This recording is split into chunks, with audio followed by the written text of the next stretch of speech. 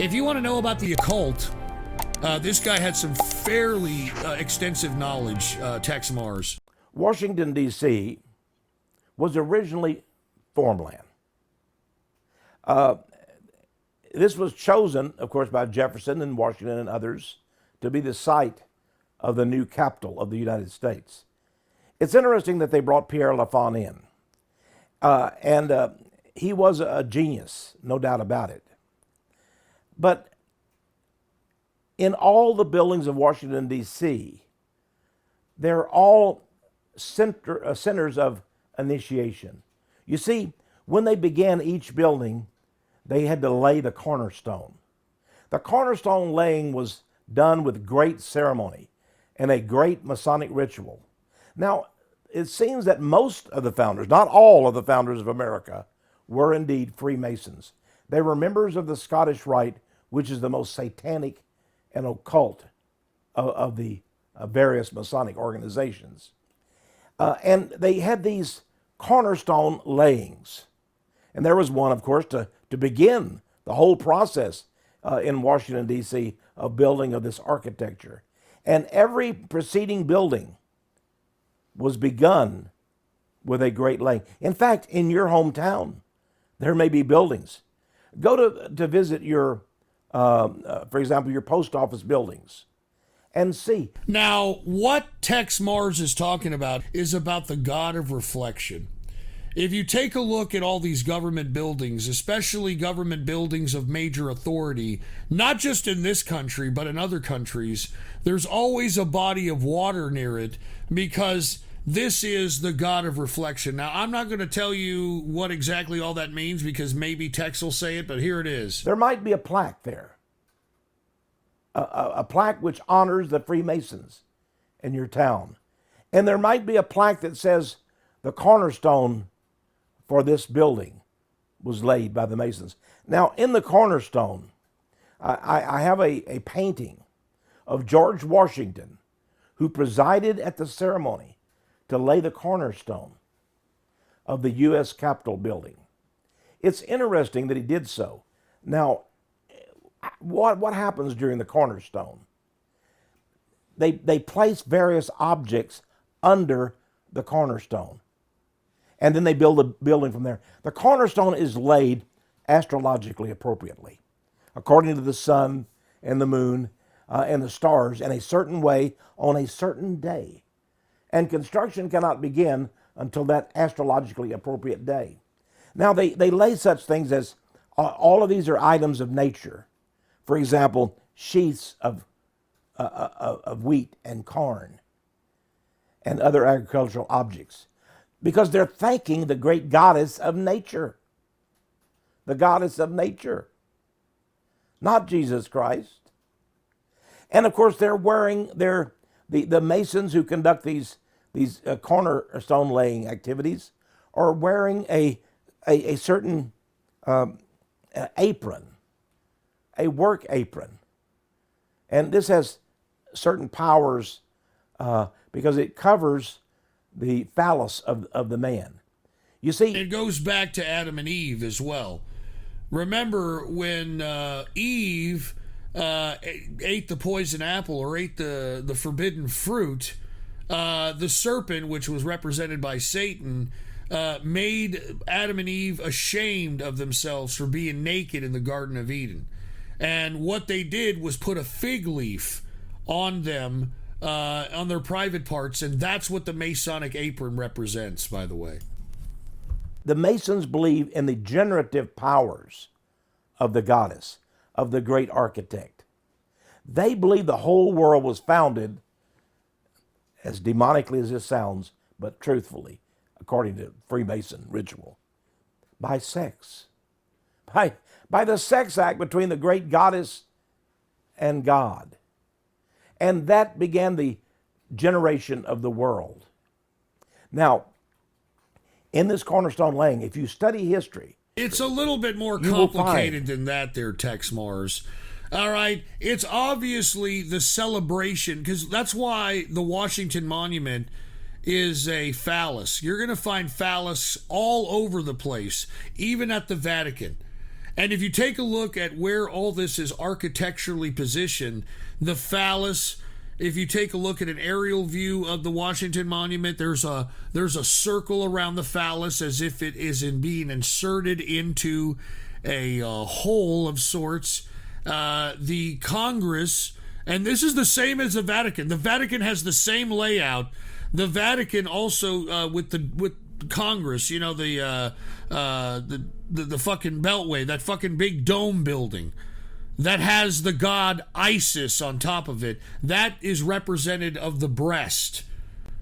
So anyway, I just wanted to remind everybody, and it's not about sex, it's about the creation of life. The creation of life. Now, I have to disagree with Texe Marrs here because the Masons, they're not worshiping a goddess, okay? What they're doing is they are laying down things of nature as a means of a time capsule type relic, because the end goal of Freemasons is to create a creation that man architects itself, that is completely independent from nature. I mean, this is where all this convergence of technology and biology come into play. This synergy. What do they call it? They call it the convergence. Singularity. That's what they call it. The singularity in which biology and technology come together, in which mankind creates something that is completely independent of nature itself. So when they put these fucking natural things in the cornerstone, they're doing so as a relic of what will be the past when mankind becomes independent of nature itself. That's why every one of these globalists out here are fucking killing nature. You notice that? Every one of these globalists are killing nature. Even though they're claiming that it's climate change, it's all the fucking burning and the fucking mass deforesting of Brazil and the fucking rainforest. It's, mowing down fucking forest land to build fucking Walmarts and just taking out all this shit. They're putting garbage and all kinds of biological and nuclear waste into the fucking ocean, into rivers and all kinds of shit. We're about to go to Shark Week. All right, on Discovery Channel, Shark Week, right? You know what that is? I mean, it makes me sick. These globalists want to be so in control of everything on this earth that's why they're catching all this fucking sharks and all these other different types of animals of the sea or fish of the sea. They're tagging them because they want to know how many there are. They're tagging animals in Africa, not for science. They're tagging them to know how many living organisms are there.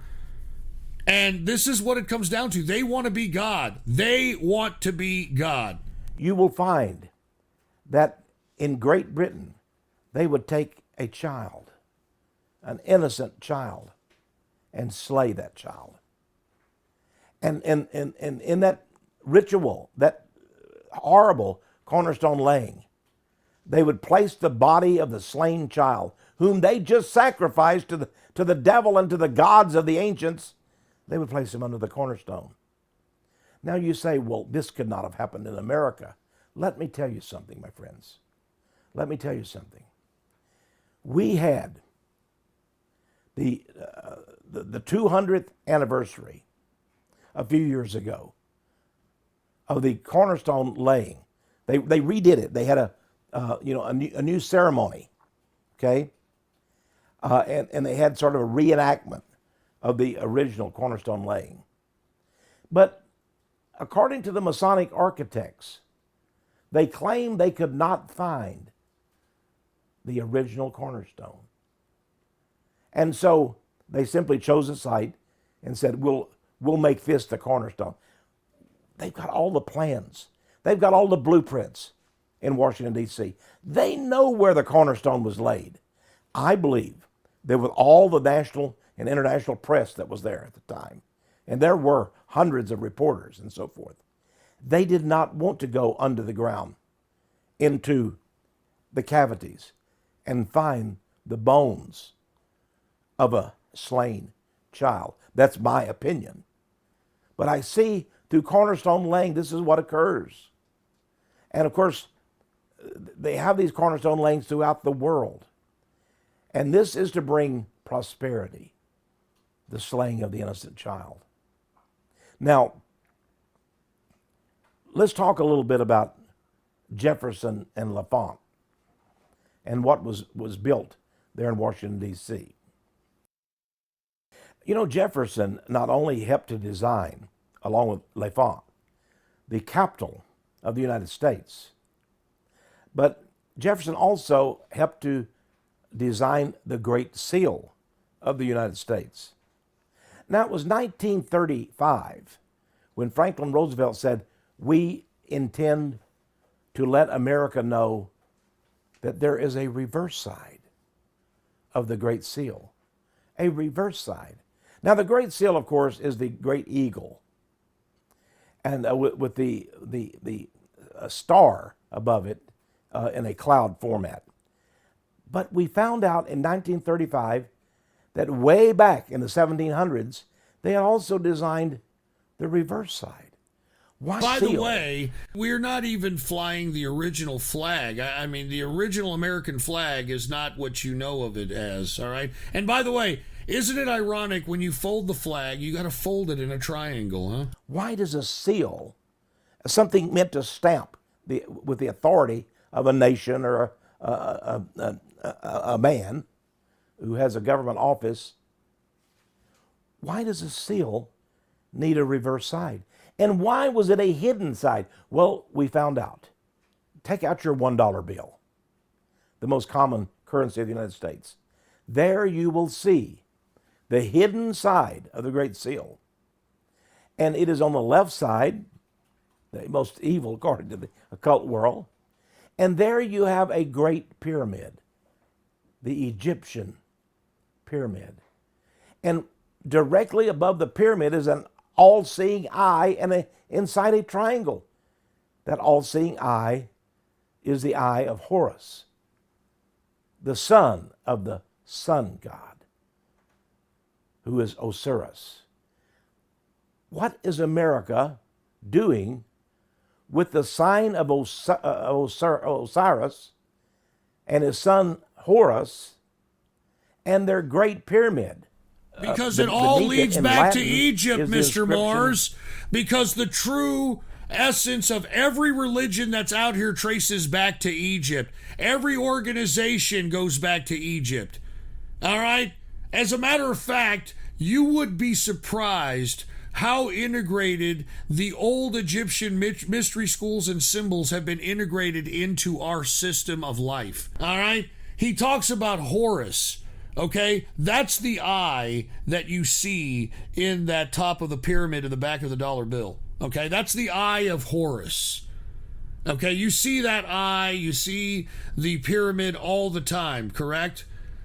Well, what do we call time? What do we call time? We call time in the measurement of hours or Horus. Okay? You understand what I'm saying here? Hours, the word hours was named after Horus.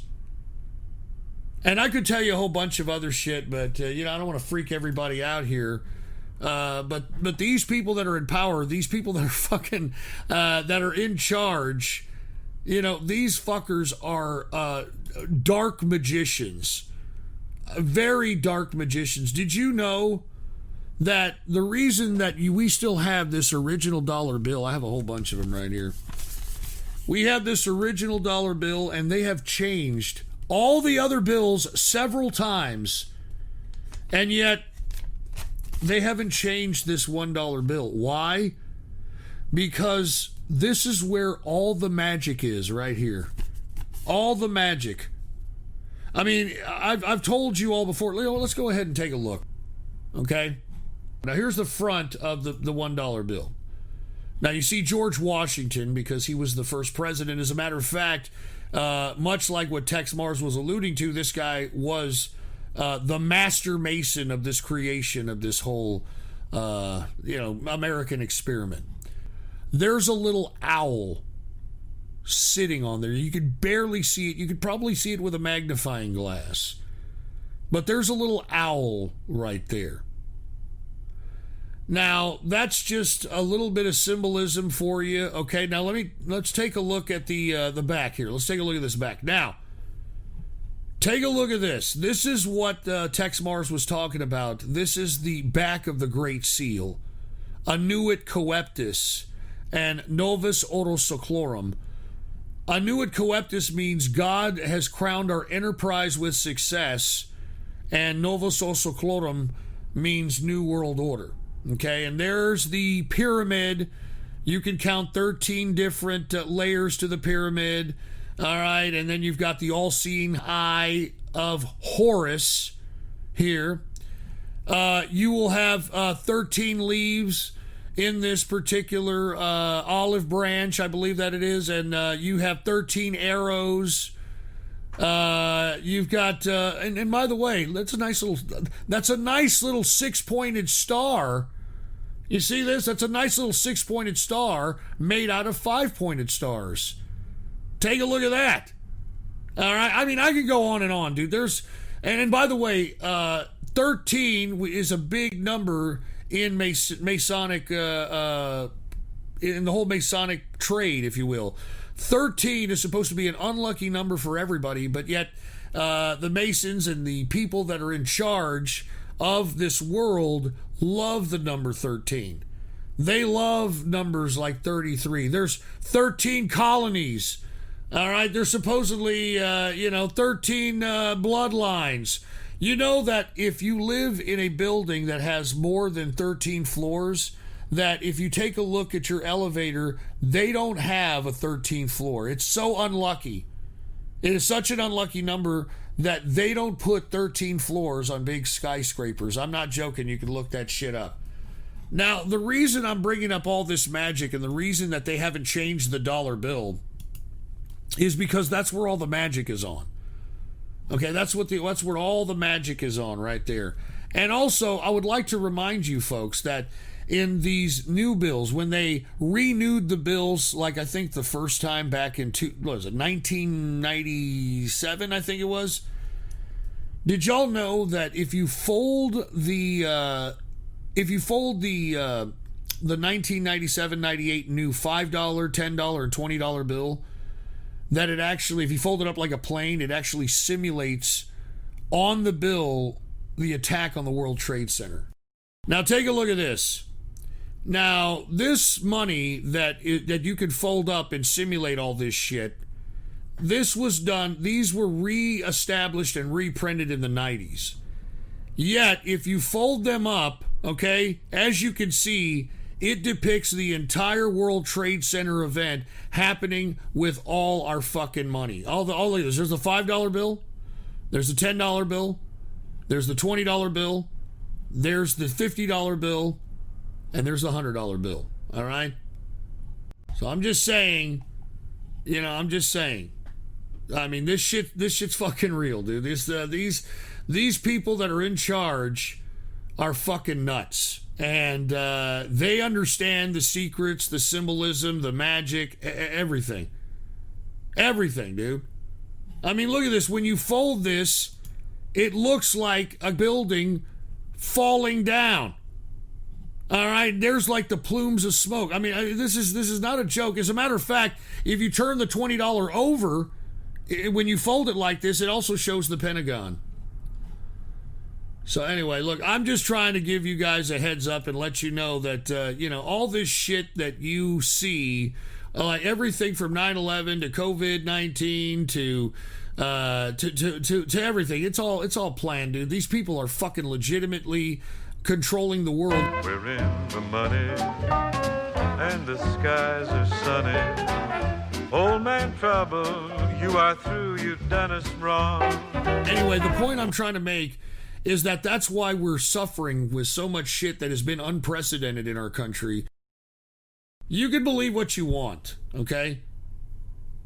You can believe what you want, but just do your own research, dude. And of course, nobody really does. Everybody's just like, yeah, and, We have before us the opportunity to forge for ourselves and for future generations a new world order, a world where the rule of law, not the law of the jungle, governs the conduct of nations. When we are successful, and we will be, we have a real chance at this new world order, an order in which a credible United Nations can use its peacekeeping role to fulfill the promise and vision of the UN's founding.